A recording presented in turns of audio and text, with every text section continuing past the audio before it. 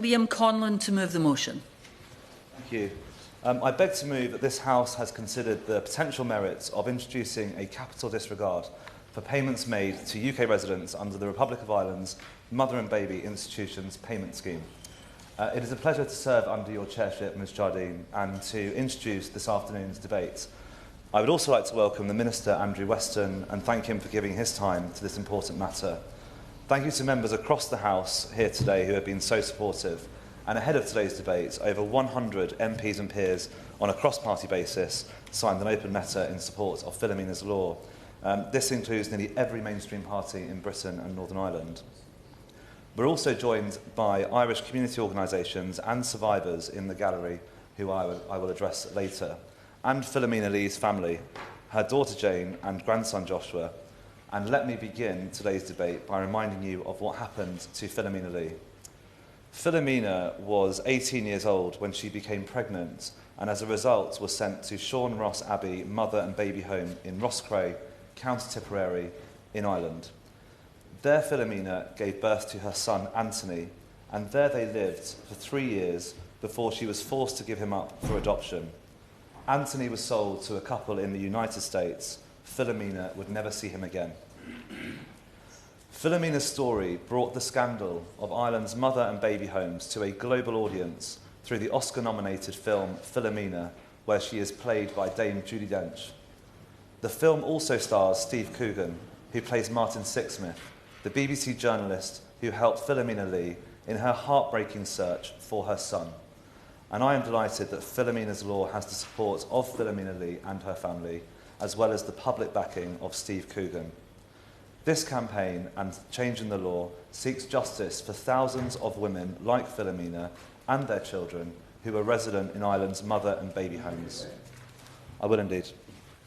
I thank the honourable member for giving way and congratulate him on securing the debate. Just on the issue of the film, which I've watched and many others have watched, and he rightly drew attention to it, would he agree with me that though many of us, and I am amongst some who are very, very critical of some of the media, but on this occasion, this was a matter that was brought to wider attention that otherwise may not have been, and we do owe a debt of gratitude to all of those who were involved in the broadcasting of such a film. Absolutely, completely agree, and it shows the power of film and culture to tell these stories as well. Those homes were open in Ireland for over 7 decades until the 1990s.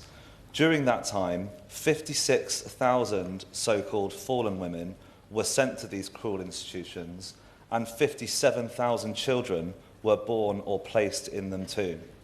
Their only crime was for the perceived sin of becoming pregnant outside of marriage. There they suffered the most horrific mistreatment and abuse. Women were used as unpaid labour. Others, like Philomena, had their children forcibly adopted, sometimes overseas, never to be seen again. Too many women died in these institutions, and infant mortality was shockingly high. Many survivors who escaped moved to Britain as a direct result of the mistreatment and abuse they experienced in mother and baby homes. In some cases they came because they thought that disappearing from Ireland was the only way to protect their families' reputations. And so thousands came to this country for a fresh start, to build a new life, but carried with them a great deal of internalised shame, as well as the secrets of what had happened to them. For lots of survivors, including Philomena, it wasn't until much later in life that they felt able to confront what had happened to them and share the details of these traumatic years with their families, often revealing long-lost relatives in the process. So it was a significant day in 2021 when survivors finally received an apology from the then Taoiseach Micheál Martin for what he described as the profound generational wrong visited upon Irish mothers and their children. This was then followed by the Mother and Baby Institutions Payment Scheme to provide compensation for what happened to them, which opened to applications in March 2021. This scheme represents a measure of accountability for what happened and aims to acknowledge the suffering and improve the circumstances of former residents of mother and baby homes. However, for more than 13,000 survivors living in Britain today, what was meant to be a token of acknowledgement and apology has ended up becoming an additional burden. This is because, under our current rules, Any money accepted through the payment scheme is considered as savings and could see them lose any means-tested benefits, such as housing benefits, pension credits or financial support for social care they currently receive. I will indeed. I'd like to pay tribute to the fantastic work carried out by Irish Community Services in Bexleyheath in my constituency. They are supporting a number of survivors who are in those circumstances who will lose their means-tested benefit. And would he agree with me that the government needs to look at disregarding that so they can keep both their compensation and that benefit that they are entitled to? Services in Bexleyheath is outstanding, and I'm going to come on to some of the work of other community groups shortly, and absolutely we need to see an indefinite disregard. I will indeed. I'm sincerely grateful to the honourable member, and I'd like to congratulate him, not just for securing today's debate, but for leading the charge on this issue in this House and for commanding such enormous, widespread cross-party support. Would the honourable member agree with me that justice delayed is justice denied? And we all agree with what the member is calling for. We hope the Minister may agree with it later as well. But it's not good enough just to agree. There is a real urgency in order to get justice for those women who were affected, their descendants and their families as well, to whom we all pay tribute. Absolutely. And can I thank the honourable member and thank her as well for being the constituency MP of the real-life Philomena, who I know she has been supporting, and absolutely the clock is running on this now for many of those survivors. Impacted survivors broadly find themselves now in one of three situations. One, some accepted compensation before realising the negative impact this could have. Two, other survivors have received an offer but have delayed accepting it due to the uncertainty around how their benefits or social care might be impacted. And finally, there are survivors who are not making an application at all until the picture becomes clearer. On that point, I will indeed. I'd like to thank him for his tireless campaigning on this important issue alongside Irish community groups here in the UK. But as he will know, thousands of survivors left Ireland for Britain, with huge numbers settling in the northwest. They were scarred by the physical and emotional abuse they faced, but they were also disturbed at the ease at which powerful institutions could abuse their power without question. So will he agree with me that more needs to be done to reassure survivors that those administering the scheme will be trauma-informed, act solely in the interests of survivors, and that those applying will suffer no detriment to their current entitlements? Absolutely, and I thank my honourable friend for her contribution and for her campaigning on this. And I know she's a tireless advocate of the Irish community in Salford, of which she is part of as well. And she's absolutely right, and this is something I discussed with the survivors' advocate, Patricia Carey, in Dublin over Easter. And finally, there are survivors who are not making an application at all until the picture becomes clearer. And this is contributing to the incredibly low take-up of this scheme by eligible survivors in Britain, which at just 5% falls far behind take-up in Ireland. Unfortunately, the age profile of many eligible applicants means that delaying or accepting offers risk people not living long enough to benefit from the compensation that they are due. And let me give you just one recent example of this. A man who was born into a mother and baby home became so concerned about the impact the money would have on his benefits that he held off making a decision for as long as possible. After finally accepting the offer, he sadly passed away within a matter of months, unable to benefit from the compensation he had been due. I think we can all agree this situation is unjust.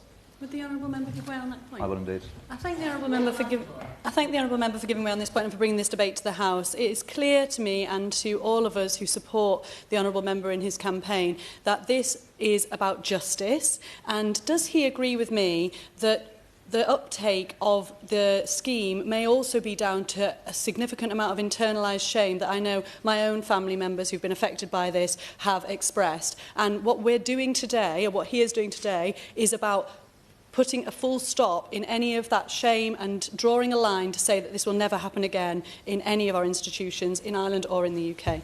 Absolutely, and I thank my honourable friend, and I know that she has a very strong personal connection to this issue as well.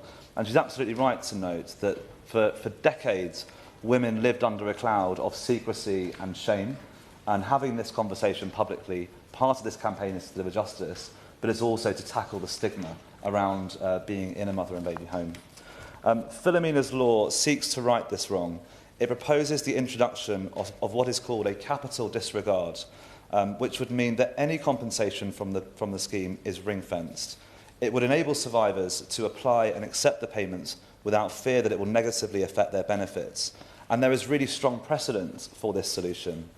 The same mechanism has been used for many other special compensation schemes in the past, including to support the victims of Windrush, as well as those affected by the 7/7 and Manchester bombings, the blood contamination scandal, and many more. One change in the law could have a significant impact on the lives of thousands of survivors, and that's what this campaign is seeking to deliver.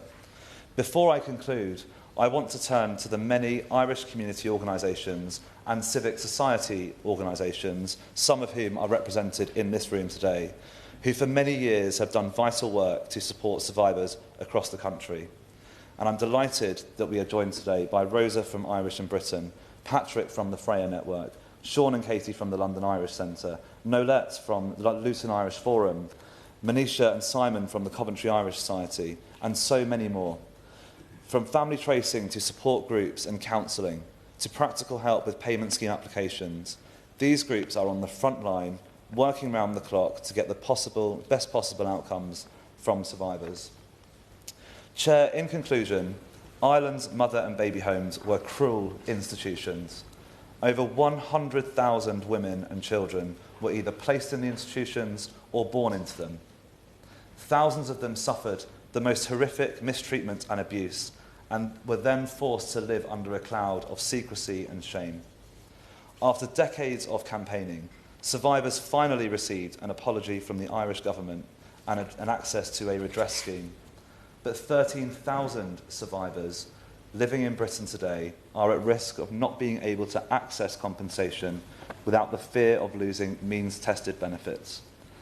That is by default rather than by design, but it is firmly within our gift to correct it. Philomena's law, named after the courageous Philomena Lee, and in tribute to every survivor in Britain, will do just that by ring-fencing payments. We can do it. We have done it already for victims of other scandals, including blood contamination and Windrush. And whilst I appreciate it is unprecedented to ring-fence payments from a foreign government, everything is unprecedented until it happens. Mm-hmm. We have an opportunity, through Philomena's law, to help deliver justice, and in doing so, show thousands of women and children survivors the empathy, kindness, and respect they have so often been denied throughout their lives. Thank you. Yeah. Can I remind members that they should bob if they wish to be called in the debate? I should also mention there is likely to be a debate shortly. Not a debate, I beg your pardon, a vote shortly, at which point we will suspend the sitting for around 15 minutes to allow members to vote. So the question is that this House has considered potential merits of introducing a capital disregard for payments made to UK residents under the Republic of Ireland's Mother and Baby Institutions Payment Scheme. Rachel Hopkins, thanks. Thank you, Ms Jardine, and it's a pleasure to serve under your chairship.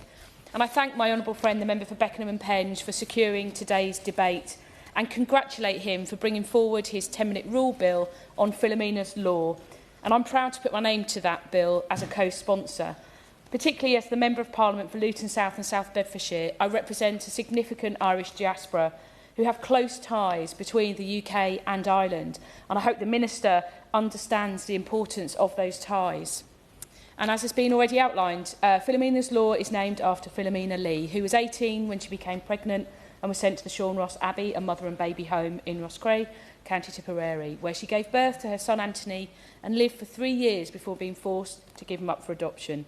And we've heard the Oscar-nominated film Philomena told the story of her painstaking search to be reunited with Anthony. And Philomena's story sadly struck a chord for thousands of mothers and their children who not only suffered within these cruel institutions, but were ever changed by the lasting mark it made on their lives. And with great thanks to Luton Irish Forum today, who do brilliant work supporting our Irish diaspora. I'm honoured to share a snippet of the story of my constituent Christina, who's here today. And she's been really courageous in sharing her story with me and allowing me to mention her today. And Christina was born in a mother and baby home in Rathdrum, County Wicklow. Just weeks after her birth, while Christina's mother escaped and ran away with her, she subsequently left Christina on the doorstep of a church in Dublin. And Christina spent much of her life being passed from foster family to foster family, where she experienced physical abuse, taunting and humiliation, including by those caring for her and neighbours on the street where she lived. And she eventually reconnected with her mother during her teenage years after hiring a detective to track her down, and realised while she was living in Dublin, just minutes from where Christina was working in a factory. But unfortunately, Christina and her mother never forged a close relationship. But it's important to ensure, as we've heard, that these stories are heard. Because the trauma Christina endured and the shame associated with mother and baby institutions in Ireland unfortunately mirrors the story of tens of thousands of women and children who experienced harsh conditions and mistreatment, with many fleeing to England to escape. And so it's right that the Irish Government opened the Mother and Baby Institutions Payment Scheme for survivors of mother and baby homes in March 2024 to recognise the impact of the time they spent in these institutions. However, for those now living in England, further hurdles remain which are preventing those eligible for this scheme from accessing the compensation they are entitled to. Currently, survivors who accept an offer of payment from the scheme could lose a range of means-tested benefits, including housing benefit, pension credit or financial support for social care, as the payment would be treated as savings. And this complicated and unfair situation has made the payment scheme, which was meant to be, was supposed to be a token of apology from the Irish Government, into an additional burden and hurdle for many. The uncertainty and stress involved in causing yet another level of trauma for these survivors, and many eligible applicants have delayed accepting the money they've been offered or not made applications in the first place as a result. And sadly, the age profile of many eligible applicants means that delaying accepting offers or making applications risks many people not living long enough to benefit from the compensation that they're due. So I support my honourable friend in his efforts to implement Philomena's law, which will put right this unfair situation through the introduction of an indefinite capital disregard and ring-fence any compensation accepted through the scheme so that it wouldn't impact benefits or social care calculations. Would the Honourable Lady give way on that point? I will give way. I thank the Honourable Lady for giving that point and for her eloquent articulation of Christina's story. Does the Honourable Lady agree with me that this capital disregard functionality could be extended to future schemes of compensation, where instead of each campaign group having to go through the trauma of having to get an exemption for people from means-tested benefits, it could be stipulated that when a compensation scheme is deemed to come into law, it is automatic that the capital disregard is part of it? I thank my honourable friend for making a hugely pertinent point, and I know the Minister would have heard her make it very well. Whilst compensation for survivors will not reverse the damage and trauma inflicted, the very least we can do is ensure that those who are eligible get the payments they deserve as easily and stress-free as possible, and provide them with the kindness and respect that they have too often been denied. Thank you. Steve Darling. Thank you, and what a pleasure it is to serve under your chairmanship, Christine Jardine, and I'd like to congratulate the member for Beckenham and Penge for his not just obtaining this debate here today, but the campaign that he has led the charge on. And it is an extremely important campaign, because when you get elected as an MP, you think, well, what am I here for? And it's about giving agency, but it's also an important thing of what being an MP is about, is looking for justice for your community. And this community of 13,000 women across the United Kingdom deserve that justice. I would reflect on what we've heard around the debate today, and it is around that forced adoption that we've seen occurring on those youngsters. And I was not aware that Philomena had her son, Tony, for 3 years before being forced to give up that child. And that is just Absolutely.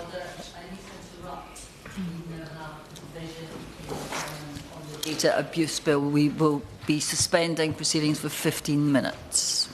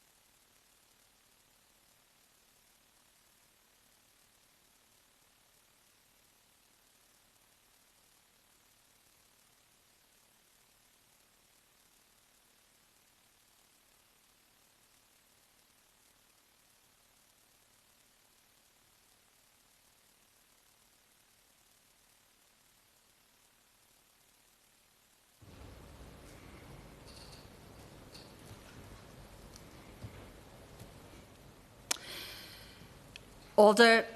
Steve Darling, to continue, just to mention we will now have a new finish time of 14:12. Steve Darling. Thank you. Thank you, Chair. And the area I was looking to cover just before we ceased was trauma and how this has had significant trauma on these young women's lives. And we know that that may well have impacted on them for the whole of their lives. And therefore, this is why, as Liberal Democrats, we feel that justice must be served. We must ensure that there are no delays in this, and I look forward to the Minister hopefully giving some hope to those who could benefit from this system as to how this could be put into action, I would hope, in a matter of months rather than years. Now, I've got an admission to make. I've never actually seen Philomena, the film, and it's probably because I'd find it too upsetting, because I'm adopted myself. Between 1949 and 1976, there was 185,000 children in England and Wales who went through a system within the UK where there was a culture of adoption around certain mother and baby units up and down England and Wales. And John Holmes, that many of us will know from Radio 4 Comedy, did a very good File on 4 programme about this, about the impact on those individuals, and particularly the mothers. And although he was adopted himself, he never actually found his birth mother. Now, I was very fortunate, and although I was adopted in Birmingham, my parents moved down to Torquay, Eric and Penny, who were outstanding adopted parents. And about 15 years ago, I found my birth mother living only 9 miles from Torquay, Pam. And we meet regularly, and we've had Christmas dinner together and things like that. But it is very evident how what she went through with losing me has left her with trauma and an emotional scar throughout the rest of her life. And I'm sure that this is the case, and maybe, well, I'm not even maybe, I'm sure amplified to a large extent of what we saw happening in the mother and baby units in Ireland, where it was a significantly more state-sponsored the institutions around this forced adoption, forced labour, and sense of shame on those individuals. So we need to see that justice is brought to bear on this opportunity here. We need to see that Philomena's law is enacted. We have seen that with the 7 terrorism attacks that this disregard, this capital disregard has been applied. We've had it in respect of institutional sexual abuse of children. That disregard has come to, that capital disregard has come to play. And only in recent months, the same principle has been applied in respect of tainted blood that's only recently gone through the Commons. So I would implore the Minister to make sure that we drive the Philomena's law as a matter of urgency and let it take flight. Thank you. Thank you, Chair. Honour to serve under your chairship, and I'm proud to speak on my honourable friend's debate today, and I applaud his absolutely tremendous dedication in campaigning for Philomena's law. I'm also here today to represent Liverpool's Irish community in diaspora, and particularly the survivors and the victims of the Irish mother and baby homes scandal. These survivors had appalling treatment in these homes, and I join colleagues in welcoming the Irish government's compensation scheme for survivors of this scandal. Many of the survivors of this scandal came to England as a direct result of their experiences in these institutions, either to flee their past or because they were sent overseas on leaving the homes. The Liverpool Echo reports that up to 40% of the 38,000 former residents eligible to apply for the compensation scheme now live in the UK. And one of the survivors who came to England was Philomena Lee, who, of course, the Lord is named after. Her father would not take her back after her time in the Abbey, so the church sent her to work in a delinquent boys' home in Liverpool. Philomena lived in my great city for the first 2 years of her time in England before moving back. And I want to join colleagues in welcoming Philomena's daughter, Jane, and her grandson, Josh, who are in the audience today, as mentioned.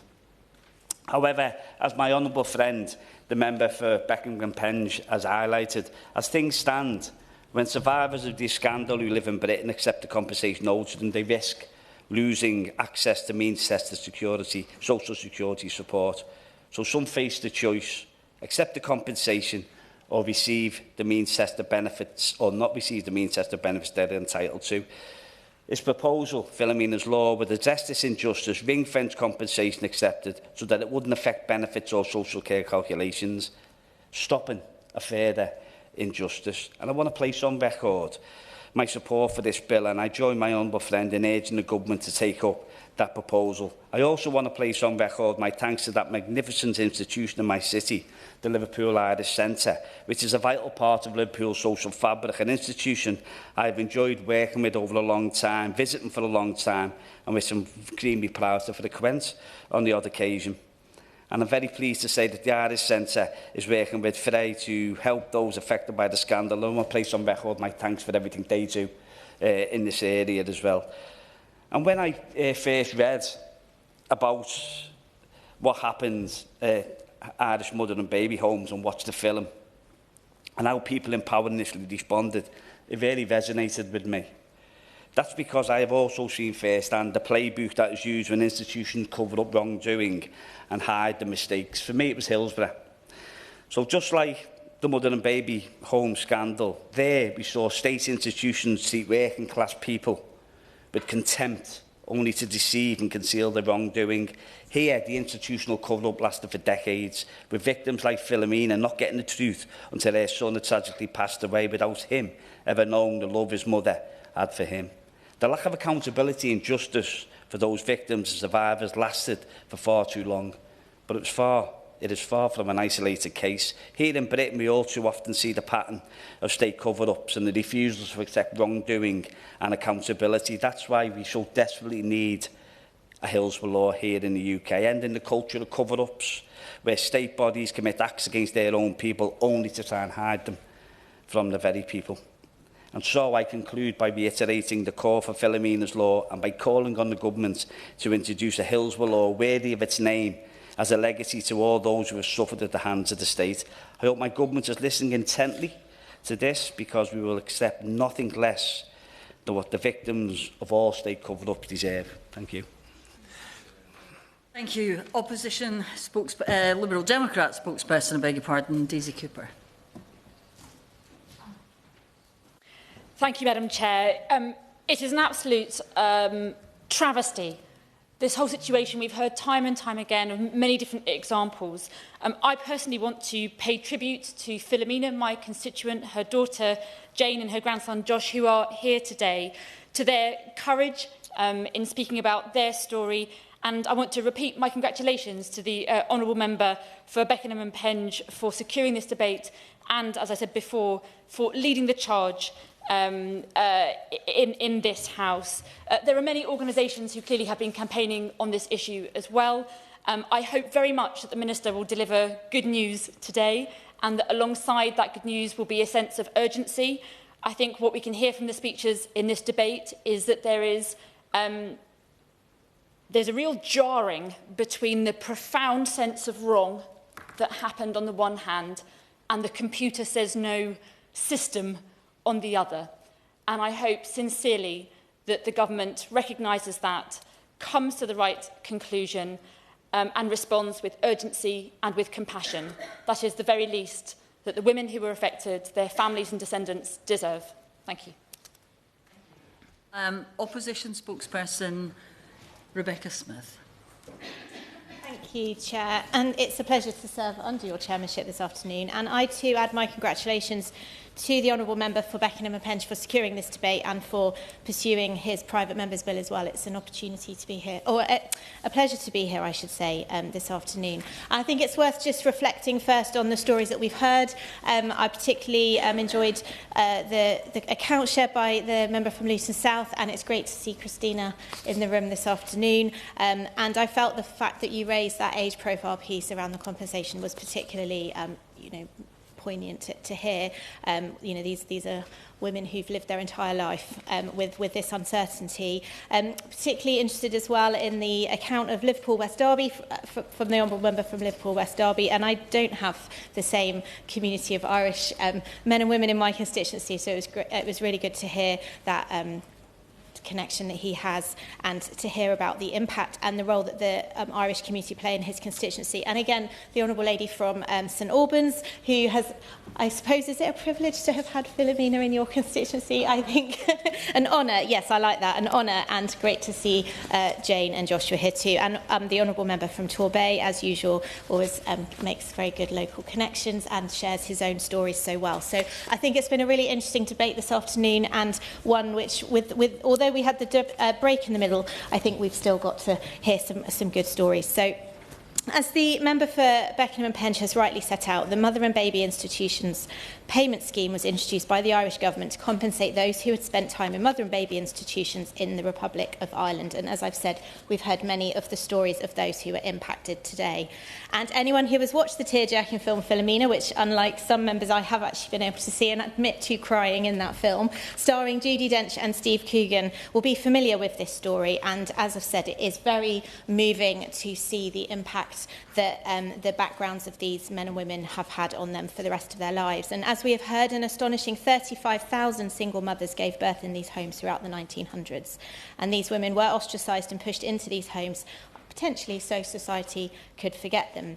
And as we've heard as well, the most infamous case is Turm House, where 802 infants tragically died over a 36-year period. And of those 18 institutions in Ireland, 9,000 children died. So it's not just the women that we're talking about, it's those children who lost their lives as well. 15% of all the children who lived in these homes were no longer able to live as children and adults in the future. And I'm sure that many members will agree with me that that was a travesty.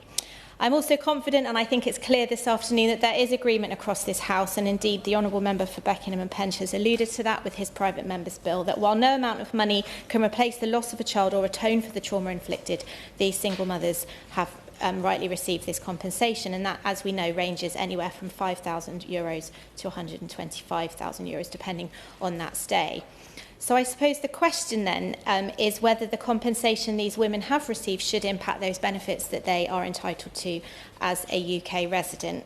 The 13,000 surviving inhabitants who moved here to start a new life free from the judgment of Irish society that they grew up in. And as of April 2005, we know that there are 6,462 applications made. Just 11% of those are UK residents, which means roughly 700 of the applications that have been made are by UK residents, and I suppose stripping these women of access to benefits that they would otherwise be entitled to. And we've heard that plainly said across the chamber this afternoon. Now, as we've also heard... Oh, sorry, yes, of course I will. I thank the Honourable Member for giving way, and can I be associated with the remarks made across this chamber today with regards to the travesty and the life-changing trauma that it has had on so many women and children. Would she agree with me, therefore, that if Philomena's law is applied here by our UK Parliament, that Northern Ireland should be included as part of the United Kingdom, given that a number of women and children would be living in Northern Ireland and come under the same problems with regards to benefits going forward? So I thank the Honourable Lady for her comments. She is a true champion for Northern Ireland.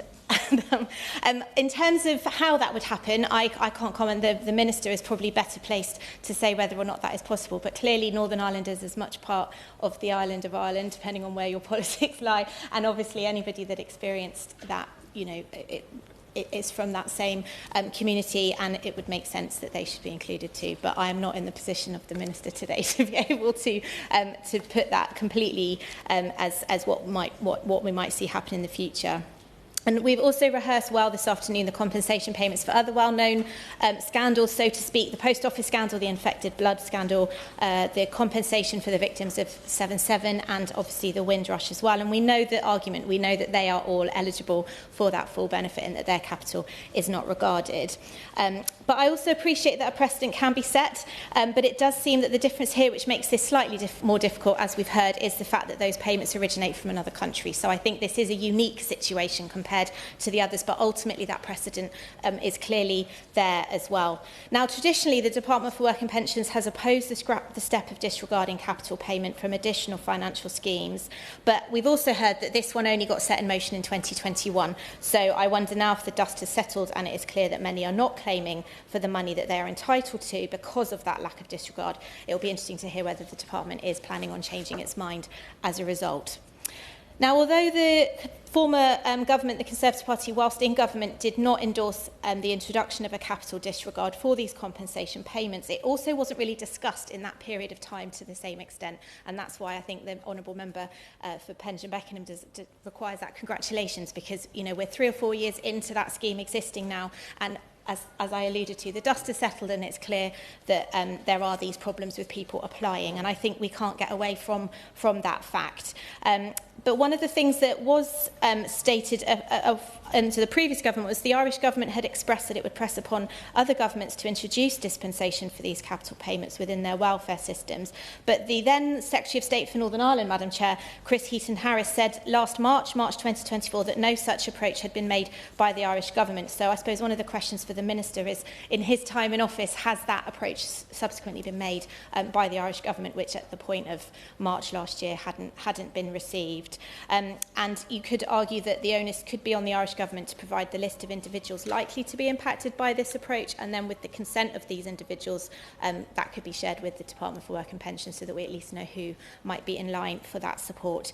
It is also necessary for more work to be done to calculate how many people might currently in receipt of welfare benefits in the UK be impacted, because of course not everyone that can claim compensation falls into that bracket, and the financial pressure placed on them because of that lack of dispensation. So a further question for the Minister would be what sums have been done, what the numbers are likely to be, and what the cost would be if those capital payments for this scheme are disregarded when it comes to benefits. So that's an additional question. So clearly it is an extraordinary situation, as I've already alluded to, and I agree entirely with that position, and I wait to see what the Minister and the new government decide. But just to finish, the Taoiseach of Ireland in 2021, who was involved in obviously setting this out, as we've heard already, said this detailed and highly painful report that came about is a moment for us as a society to recognise a profound failure of empathy, understanding and basic humanity over a lengthy period. Its production has been possible because the depth of courage shown by all those who shared their personal experiences with the Commission. The report gives survivors what they have been denied for so long, namely their voice, their individuality and their right to be acknowledged. And I think that for me sums up this entire argument, and I look forward to hearing what the Minister has to say in response. Thank you. Minister Andrew Weston. Thank you, Ms Jardine. It is a pleasure to serve under your chairship this afternoon, and to do so in a debate on such an important and emotive subject. And I'd like to begin by thanking my honourable friend, the member for Beckenham and Penge, for securing it. He has spoken passionately today, as have all members who have contributed, and he has done that consistently in his fight to bring forward Philomena's law. So I do want to say on the record just what a champion he has been for this cause. As we have heard, this was a painful, scandalous and shameful episode in Ireland's history. It is impossible to imagine the trauma that the women and children who were sent to these institutions suffered.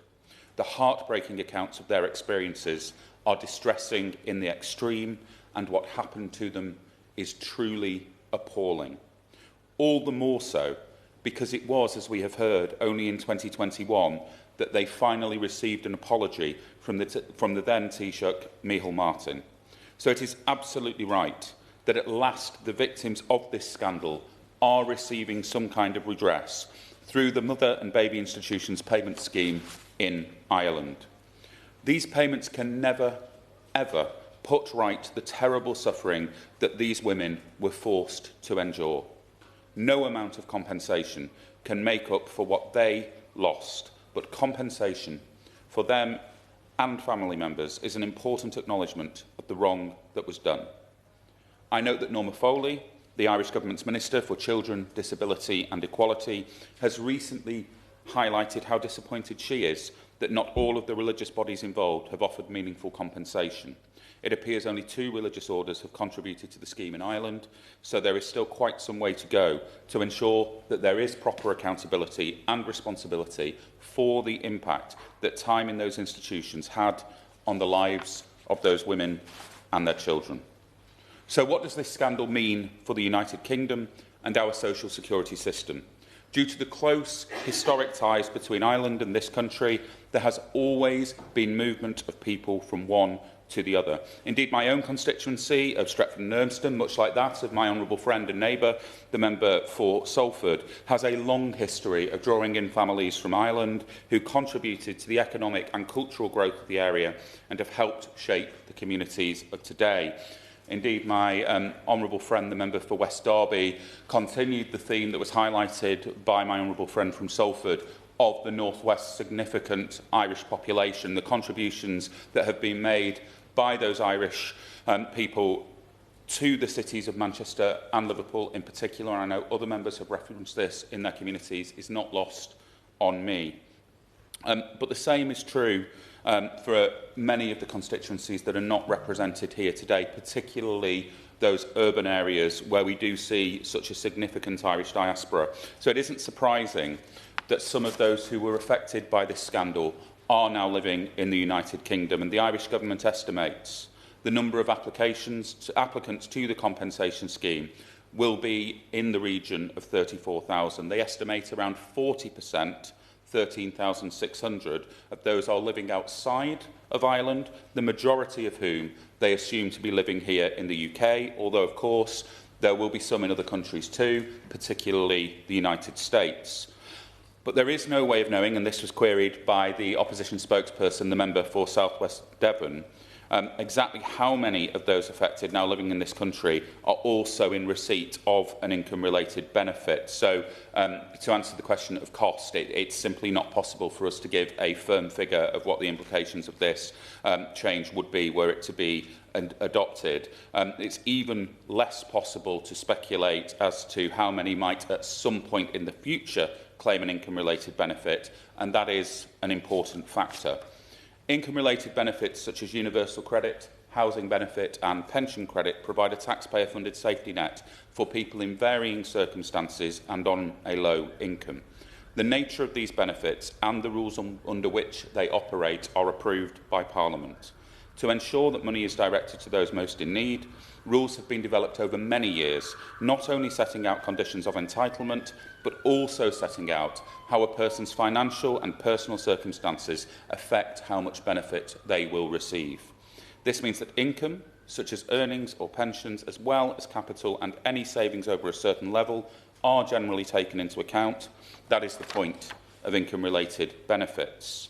The more money a person already has will mean the less money they can expect to receive from the taxpayer. However, the social security system recognises that, in certain cases, money or capital that a person has can be ignored, or as the terminology has it, disregarded. In pension credit, for instance, there are 28 separate categories of capital which are disregarded.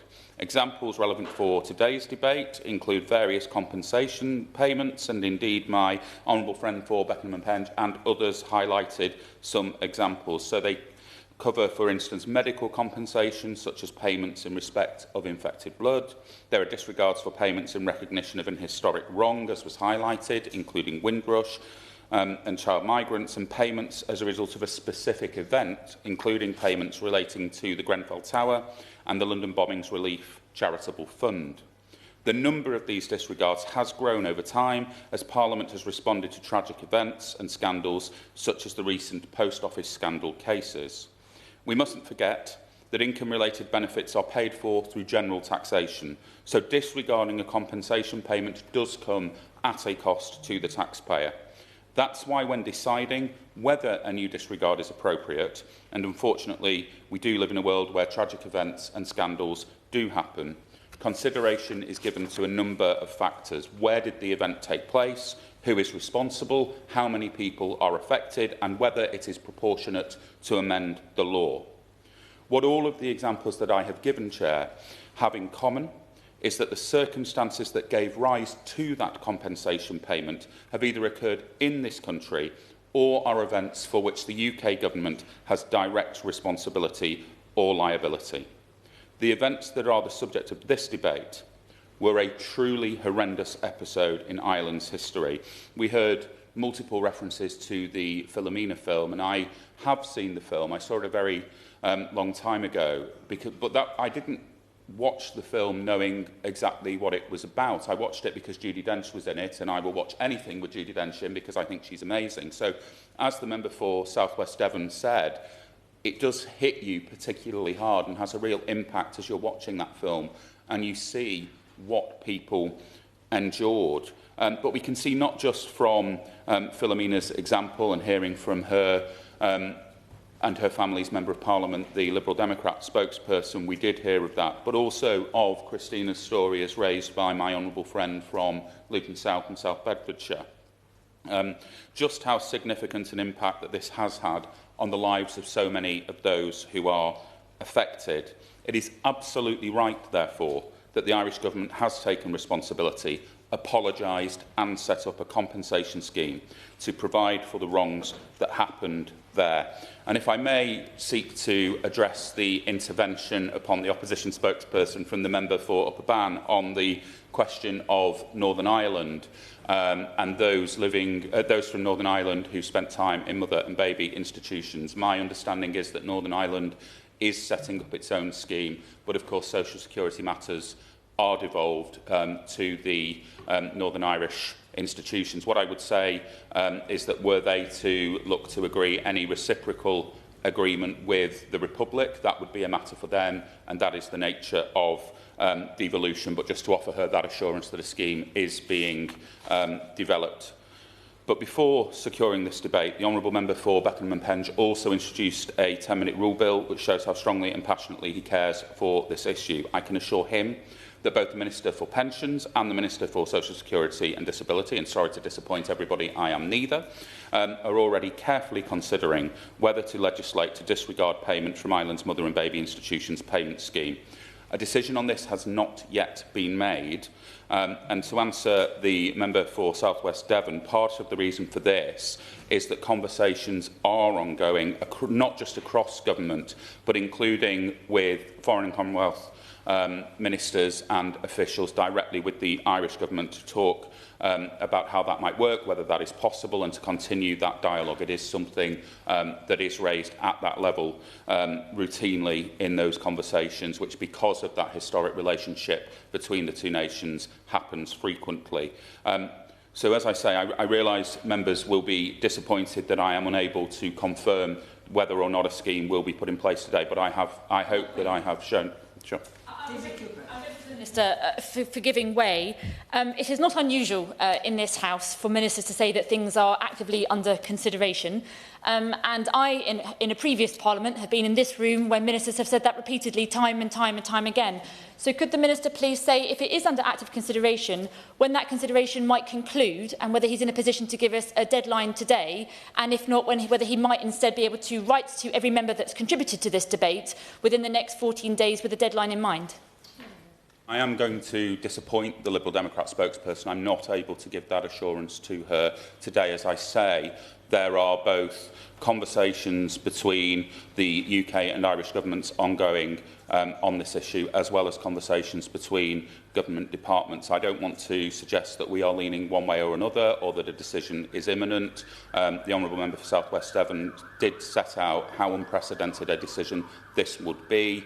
We do regularly receive requests for scandals and issues that have happened in other countries to be considered for disregards in this country. For instance, when the coalition government was in power, the Magdalene Laundries was one such example where disregards were not put in place. More recently, we saw this with the Australian child abuse scandal, and we see it in the example, for instance, of Gurkhas seeking a disregard to the 28-day rules around the allocation of pension credit. So this would be a significant change that had broader ramifications. That is not to say that we would not be looking to take that change forward. What I'm saying is that there is still thought that needs to be given, conversations that need to continue, but nonetheless, I am incredibly grateful to all members for the opportunity to set out the current conversations that are going and to hear directly of those experiences.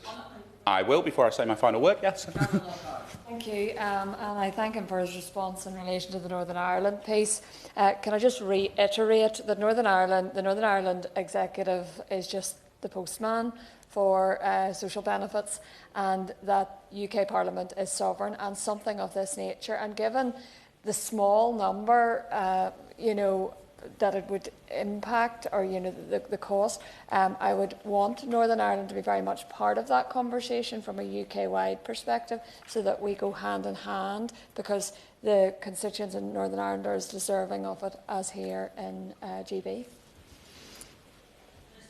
I wouldn't want to openly disagree with the Honourable Lady, but I would gently say that social security matters are devolved to the Northern Irish Assembly, although of course they do seek alignment on issues wherever they are able to do so, and I welcome that. But I think the fact that they are looking at their own scheme relating to people from Northern Ireland who were in mother and baby institutions in Northern Ireland points to the flexibility that exists within the devolved system. But nonetheless, I take the point that she makes about the importance of ensuring that were the UK government to apply a disregard, that we would look to have conversations with the Northern Ireland Assembly about that being applicable in their jurisdiction also. But this, as I was saying, Ms Jardine, has been a really important opportunity, not just to set out the government's position, but to hear really powerful testimony about Christina's story, more information about Philomena's story. I'm grateful to the Minister for giving way. I know he's just about to respond to the fact that we have indeed heard very powerful testimony today. If the Minister is not in a position, I understand that he's not in a position to give any deadlines today, could I indeed employ him to give a different commitment? Would he please commit today in front of many people who have joined us here that he will use his good offices to facilitate a meeting between people, between our constituents who are affected by this issue and the relevant ministers, so that they can speak directly to those in power who may be in a position to make those decisions in due course? Would he please give that commitment that he will do everything that he can to make sure that they can have their voices heard by those people at the top? I'm very happy to take that request back to the department. Clearly it's a matter for the Minister's concern, but perhaps if I liaise with my honourable friend from Beckenham and Penge, who has been leading the campaign, if that is something that is possible, and I'm happy to update all members as to whether or not we are able to convene that meeting. But as I, again, was saying, Chair, that this has been an important opportunity, not just to set out the government's position, but also to hear that powerful testimony. I'm grateful to all members who have contributed and everybody who has come along to listen to the debate today and who have agreed to tell their story. As I say, no decision has been made yet. We are very much listening to those who have been impacted by this. It would be a significant change in terms of precedent, but nonetheless we are keen to continue talks, as I say, with the Irish Government and across Government before coming to a decision on this matter. Thank you. Liam Conlon to wind up. Thank you, Chair. And I will sum up by paying tribute to the many excellent contributions that we've heard this afternoon. Firstly, to the member, the honourable member for East Derry, Londonderry, who spoke about the importance of film and culture in telling these stories. And a reminder that this is Philomena's law, because it was Philomena's story that brought this to a global audience and really broke the mould in allowing people to discuss this and ended and lifted that cloud of secrecy and shame for so many. And to everyone involved in that film, not just Philomena and her courage in telling our story, a huge thank you to them. To my honourable friend, the member for Bexley-Heath and Crayford, who spoke eloquently about the role of Irish community organisations, including Irish Community Services, in his constituency, and again to say thank you to the Irish community organisations, including Irish in Britain, represented here today. The Honourable Member for St Albans on the need for timely justice, especially given the age profile of survivors. And I want to thank her for her support to Philomena, to other survivors across Britain, and her point about whether we could facilitate a conversation with survivors to ensure their voices are heard. I know we had that event in Westminster Hall or Parliament a couple of months ago, and it would be great to organise something similar to that and invite a minister to attend. My honourable friend, the member for Salford, spoke about the trust in institutions more broadly, a point echoed by the my honourable friend, the member for Liverpool West Derby. And she's absolutely right. You know, there's a significant distrust now between people as a result of what happened to them. These were state-sponsored as well as by the church, and that takes an incredibly long time to repair. And that's why the integrity of things like the survivors advocate are such an important office as well, where you have people with lived experience leading the process and the way that it's administered. The honourable member, my honourable friend for Darlington, who shared a really powerful personal connection, and also what could be learnt in the future to prevent this dither and delay around this from happening to other people in years to come. My honourable friend, the member for Luton South and South Bedfordshire, who shared the story of her constituent, Christina Kavanagh, who's here this afternoon with us. And I just want to say to Christina that, you know, it's a real honour to have you here, and a reminder that we should never forget the human-sized picture in these discussions, because when we talk about numbers, behind every single one of them is a real person, a life, and we are doing this for you, Christina, and for many others. I'd also like to thank my honourable friend, the member for Luton South and South Bedfordshire, for being such a fantastic supporter of her brilliant Irish community in Luton. The honourable member for Torbay made a really powerful contribution with personal testimony about the long-term impact of trauma that this has on families for many, many years to come, both in Britain and in Ireland. My honourable friend, the member for Liverpool West Derby, was right to draw comparisons with Hillsborough and support for Hillsborough law. I know that he is, there is no greater champion of the Irish in Liverpool, sometimes referred to as the 33rd county of Ireland for its fantastic population. I know that he's a long-standing supporter of the Liverpool Irish Centre, who have done amazing work in advocating for survivors, and I thank him for his support in this today. The honourable member for South West Devon and is right to comment on the scale of the institutional abuse and the impact it had. You know, as a house, and as a country, we often talk about the Troubles and the number of people who were killed during the Troubles and the impact that had. Far more people died in these institutions than were killed throughout the entirety of the Troubles, women and children who died in these institutions, and that shows the long shadow it casts on both Ireland and people here in Britain. The honourable member for Upper Bann, and I think the point there is that, you know, wherever they are, we need justice, and that should know no borders. And I think, you know, whether it's devolved institutions, central government, local authorities working together to deliver that, that's really important. And then finally to the Minister, and I want to thank him for his remarks, for meeting me, and for starting talks with the Irish Government and the Foreign Commonwealth Office on this issue. It is really appreciated, and I know that he's been a fantastic champion for the Irish community in Stretford and Urmston and across Manchester. He's right to note the comments made by Minister Foley in the Irish Government. I had the pleasure of meeting her in Dublin over Easter, and actually, you know, on the need for religious orders to also step up in Ireland. That's something on a personal level I really support. It's a campaign led by our sister party in Ireland, the Irish Labour Party, and something which Ivana Bacik, the leader of the Irish Labour Party, has brought forward to the Dáil and to the Oireachtas. And that's also really important, and I would urge them to do so and to deliver justice for victims. On the issue of, you know, how many are of these survivors are on means-tested benefits, I appreciate that we don't know the exact figure. I would suggest that it's probably going to be higher than the average population, because a lot of these women came here and were incredibly vulnerable.